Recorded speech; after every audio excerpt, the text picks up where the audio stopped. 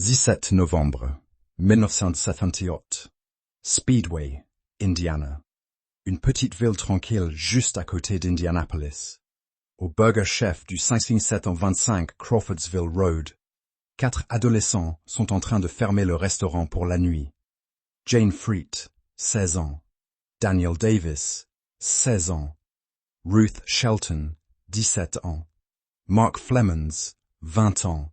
Des jeunes ordinaires avec des vies ordinaires, qui finissent un service ordinaire. Le lendemain matin, ils se sont volatilisés sans laisser de traces.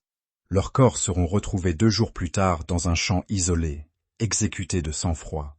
La caisse est vide, la nourriture est encore chaude, et les tueurs, ils se sont simplement évanouis dans la nuit. Plus de 40 ans plus tard, les meurtres du Burger Chef restent l'une des affaires non résolues les plus obsédantes de l'histoire américaine. Ce soir, nous plongeons dans les ténèbres de Speedway, Indiana. Était une chaîne de fast-food, plus grosse que McDonald's dans les années 60 et 70. Pour les adolescents de Speedway, c'était un petit boulot typique, un endroit pour gagner de l'argent, traîner avec des amis et se sentir adulte. Vendredi soir, 17 novembre 1978. Le restaurant ferme à minuit. Les dernières clientes, 2 jeunes femmes, partent vers 23h30. Tout semble normal. Les caméras de surveillance, une technologie rudimentaire pour l'époque, montrent les 4 employés en train de faire leur routine de fermeture. Rien d'anormal. Mais vers minuit, le propriétaire qui habite à proximité jette un coup d'œil au restaurant. Les lumières sont allumées. Les portes sont verrouillées. Aucun signe de vie. Il trouve cela étrange, mais pense qu'ils sont peut-être partis par la porte de derrière. Il rentre chez lui. Le véritable cauchemar commence le lendemain matin. Quand l'équipe du matin arrive, elle découvre la porte déverrouillée. À l'intérieur, la caisse est grande ouverte. Environ 600 $ ont disparu. Les affaires personnelles des employés, portefeuilles, clés, papiers d'identité, sont toujours là. Les voitures de Jane et Daniel sont toujours garées sur le parking. Mais les 4 adolescents, disparus, évanouis, comme s'ils n'avaient jamais été là. La police arrive sur les lieux. Immédiatement, quelque chose cloche. Ce n'est pas un simple vol.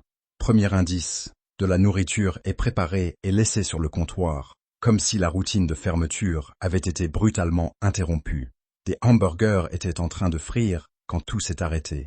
Deuxième indice, une petite tache de sang près de la caisse enregistreuse. Pas énorme, mais assez pour prouver qu'il y a eu violence.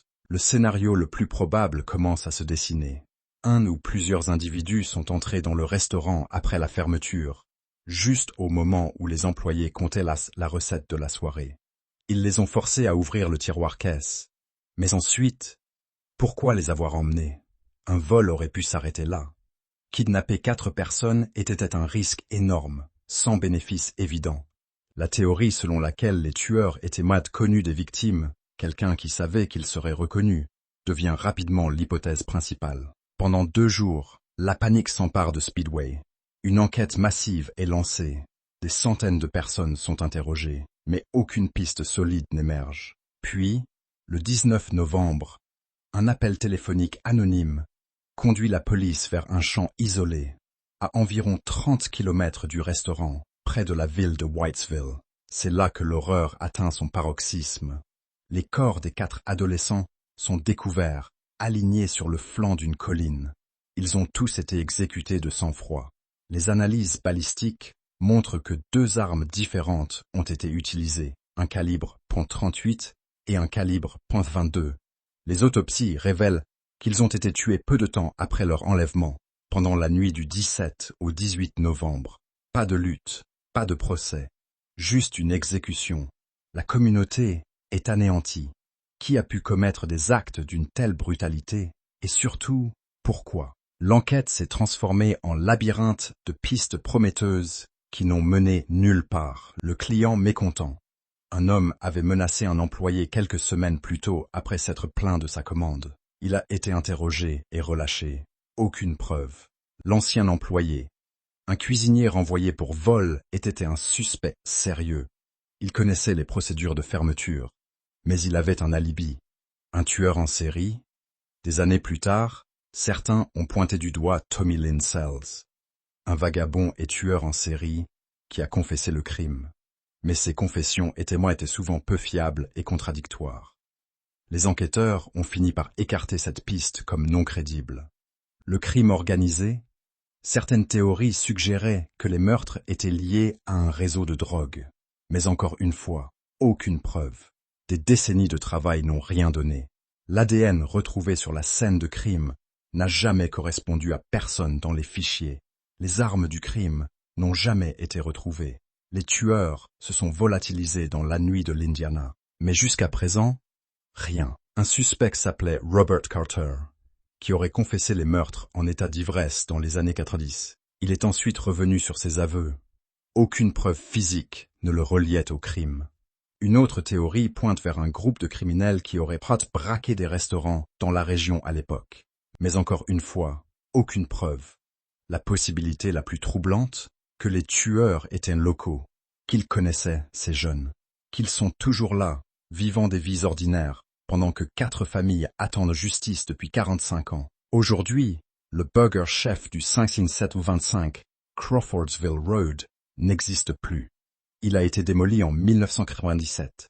Mais le souvenir de 4 jeunes vies volées, lui, persiste. Les familles de Jane, Daniel, Ruth et Mark vivent avec ce deuil impossible depuis plus de 4 décennies. Pas de réponse, pas de fermeture, juste des questions qui résonnent dans le vide. Cette affaire nous hante parce qu'elle pose des questions impossibles. Comment un crime aussi brutal, impliquant 4 victimes, peut-il rester non résolu? Comment des tueurs peuvent-ils garder le silence aussi longtemps? Combien de secrets sont enterrés dans le cœur de ceux qui connaissent la vérité? Les meurtres de Speedway restent une plaie ouverte, un rappel glaçant que parfois, même avec une scène de crime, même avec des témoins, même avec des décennies d'enquête, l'ombre du mystère peut ne jamais se dissiper.